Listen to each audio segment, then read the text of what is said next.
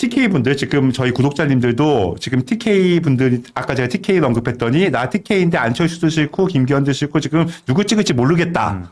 그리고 어떤 분들은 안철수 그래도 호감이지 않냐 이런 분들도 있는데 기억을 되돌아보래. 안철수는요 호남이 가장 사랑한 정치인입니다. 심지어 문재인조차도 진짜. 안철수한테 호남에서 밀려서 정치 은퇴를 선언했었어요. 정말 그래요. 안철수가 당을 깨고 나왔을 때 네. 호남을 상당히 많이 석권을 했죠. 이게 예전에 안철수하고 문재인이 붙었을 때 안철수가 호남을 석권해서 문재인이 호남의 사랑을 받기 위해서 김정숙 데리고서 돌아다녔잖아요. 그럼에도 불구하고 호남은 문재인을 버리고 안철수를 선택했습니다. 누구보다도 호남이 사랑했던 정치인이 안철수고 호남을 사랑했던 정치인이 안철수입니다. 안철수 호남에서 압도적이었어요. 압도적으로 사랑받았어요. 그 이유가 뭘까요? 그리고 그 이유는 박지원이죠. 그리고 김대중이죠. 제가 어저께 방송하고서 좀 제보를 좀 받았는데 안철수의 그 안내비, 그 안철수 연구소가 급성장한 게 김대중 정권 때예요. 그때 김대중 정권에서 그때 나오는 벤처, 그런 IT 이 붐을 자기네 정치의 힘으로 끌어들이기 위해서 안철수가 필요했다. 자, 오늘 요걸 네. 풉니다, 여러분. 네. 요걸 근데 풉니다. 이거는 뭐 나중에 내가 뭐 예전에 안철수 엑스파일 할 때도 좀 제가 했던 얘기인데 왜냐면 그때 정부 수주를 안내비 엄청 받았어요. 맞아요. 모든 공공기관이. 그때 안철수 연구소에서 정말 그것도 그 CD를 그때 그냥 CD 굽는 기계가 불탈 정도로 그걸 공급해서 떼돈을 벌었다는 거예요. 근데 그걸 해준 게 김대중이고 결국 김대중은요 안철수를 보고서 그걸 해준 게 아니라 안철수의 아내가 호남의 거의 호족이잖아요. 많은 분들이 모르실 것 같은데 안철수의 아내가 호남의 엄청난 부자 집단이에요. 거의 호족이에요. 그래서 안철수의 아내를 보고 안철수가 키워준 건데 그래서 안철수가 정치 입문했을 때 김대중과 그리고 박지원의 도움을 많이 받았죠.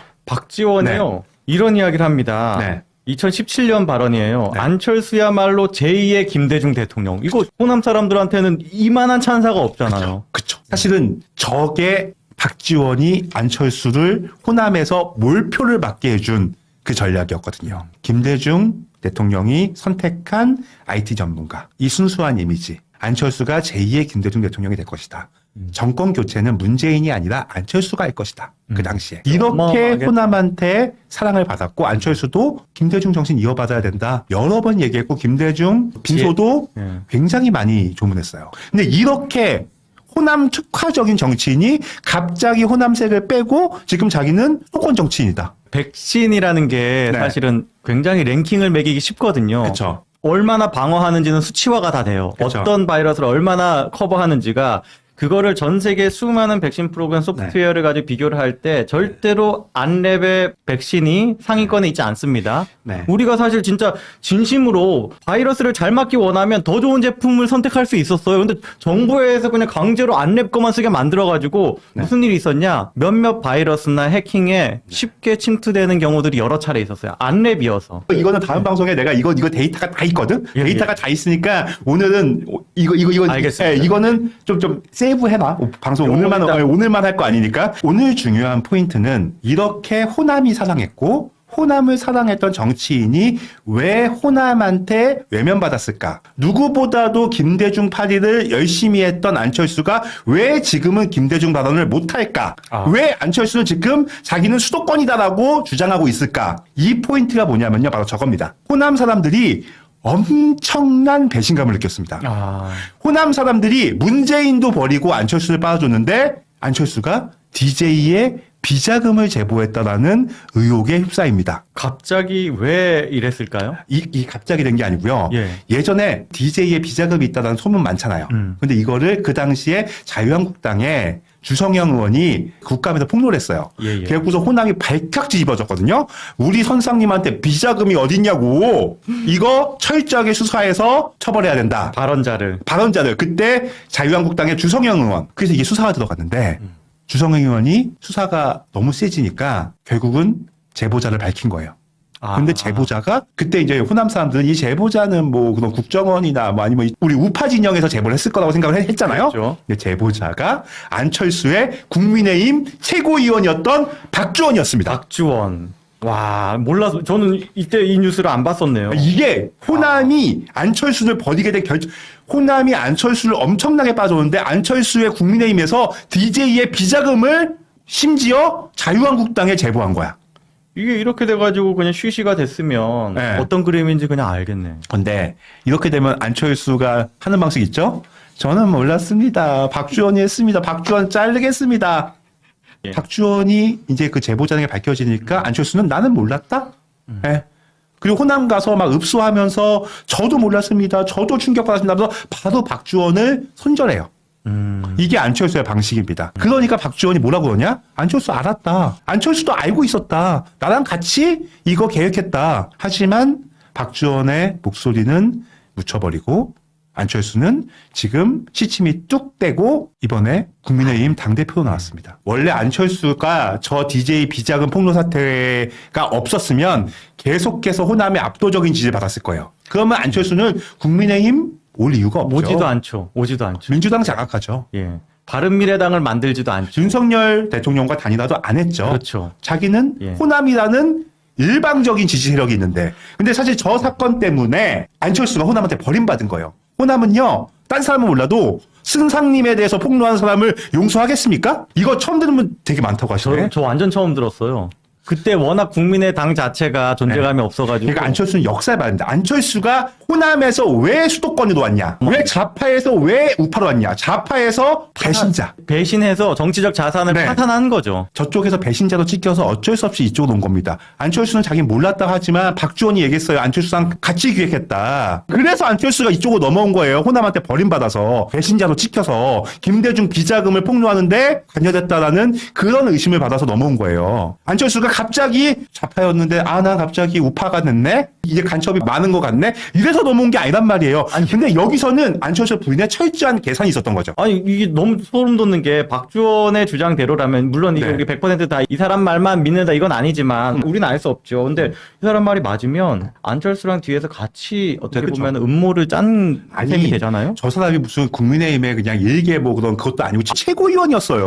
국민의당에. 그러니까 국민의당의 최고위원이었고 안철수는 대표였어요. 그러니까요. 같이 직통으로 소통하는 사이인데 회의도 같이 하는 근데 사이. 그것도 나중에 주성영이 제보자를 폭로해서 알려진 거지 그 주성영이 얘기 안 했으면 영원히 묻혔을 사건이에요. 그러니까요. 그러니까 호남이 발칵 뒤집힌 거예요. 야, 우리가 괴물을 키웠다. 지금까지 내용도 과거의 일이어서 잘 몰랐다는 분들 있잖아요. 그냥 과거는 현재에 영향을 끼칩니다. 오늘 제가 하는 방송에서 하이라이트. 지금 이게 포인트입니다. 안철수가 DJ 비자금을 폭로했다라는 것에 관여됐다라는 그 당시에 박주원 최고위원. 지금 뭐 하고 있는지 아세요? 야. 박주원 쌍방울.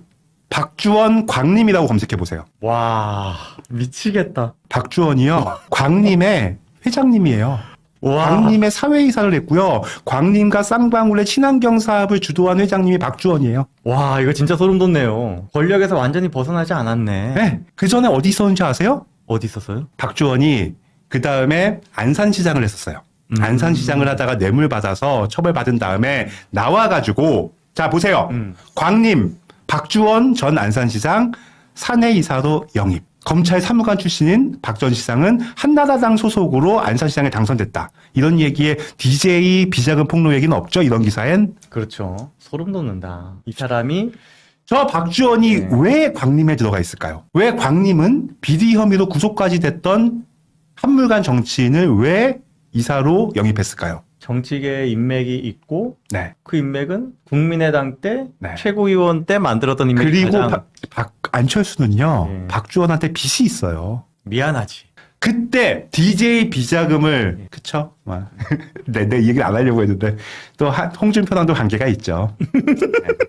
왜 홍준표 테마주였냐고 광림이. 아유 그러게 말입니다. 이게 다 이제 검찰 인맥이라서 그렇죠. 박주원, 그쵸. 주성영, 홍준표 그쵸. 이게 다 이제 그 비슷한 시기의 검찰이었죠. 그러니까 홍준표도 잘하는 거예요. 안철수에 대해서. 네. 내부에서 다 이제 그래서 그 홍준표가 요즘 발언 네. 굉장히 세요. 그쵸. 안철수는 저러니까 초딩 못 벗어난다고. 자, 오늘 좀 충격적인 내용 나왔죠.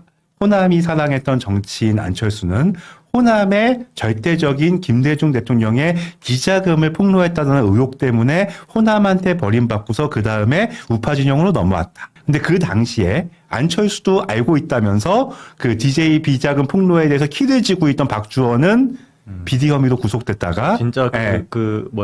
김미경 여사 집안이 네. 상당히 부자였다. 아이, 여수 그럼요. 지역에 그럼요. 엄청난 부자였다. 이렇게 네. 표현이 있네요. 제가 아직 시간 많으니까 안철수 엑스파일 나 지금도 다 들고 있거든. 지금 네. 거기에서 제일 충격적인 거는 네. 사실은 네. 업종 중에 양조장은요. 그럼요. 네. 엄청난 그 권력의 특혜를 그럼요. 보통 왜냐하면 그건 양조장은 보통 독점이잖아요. 그 지역에서 딱 거기만 할 수 있는. 그렇죠. 안철수의 역사를 보면요. 안철수의 현재를 알 수 있습니다. 이런 안철수가 국민의힘 당대표가 되면 윤석열 정부에 도움이 되겠습니까? 호남에서 그렇게 사랑했는데 DJ 비자금을 왜 폭로하려고 했을까요? 안철수는 자기 계산이 다 있었던 거예요. 사실은 김대중과 박지원이 도와줘서 안철수 연구소가 성장했고 사실 안철수 입장에서 은인이죠. 하지만 그 은인을 밟잖아요. 그 순진한 얼굴을 하고서. 저런 게 수십 장이 있었다. 정확히 100억 원 이렇게 써 있습니다. 네. 저거는 예전에 안타깝게 세상을 떠나신 정몽원 현대그룹 회장의 죽음과도 관련이 돼 있습니다. 정몽원이 왜 죽었을까요? 대한민국 굴지의 대기업 회장이 왜 자기 집무실의 그 조그만 창문에서 뛰어내려서 죽었을까요? 이게 다 DJ의 비자금과 관련이 있다라는 의혹들이 있었는데 정몽원이 죽고 그리고 저 박주원이 폭로되면서 DJ 비자금 의혹이 수면 위로 가라앉았죠.